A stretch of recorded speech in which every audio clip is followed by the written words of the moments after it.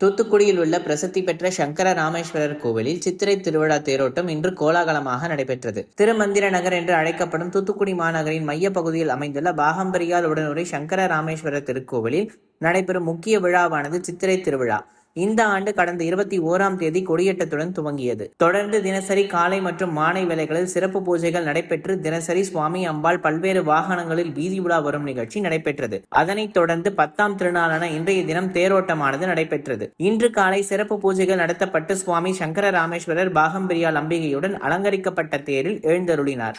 முருகப்பெருமான் சிறிய தேரில் வீதி உலா வரும் நிகழ்ச்சி நடைபெற்றது. தொடர்ந்து சிறப்பு பூஜைகள் நடைபெற்றன. தமிழக அமைச்சர் கீதா ஜீவன், தூத்துக்குடி மாநகராட்சி மேயர் ஜெகன் பெரியசாமி, செல்லப்பாண்டியன் உள்ளிட்ட தூத்துக்குடி மாநகரின் முக்கிய பிரமுகர்கள் வடம் பிடித்து எழுந்து தேரோட்டத்தை துவங்கி வைத்தனர். தொடர்ந்து கீழரத வீதியில் இருந்து புறப்பட்ட தேர் பாளையங்கோட்டை சாலை, மேலரத வீதி, வடக்கு ரத வீதி வழியாக சுற்றி வந்தது. தேரை இழுக்கும் பொழுது பக்தர்கள் பக்தி கோஷங்கள் எழுப்பினர்.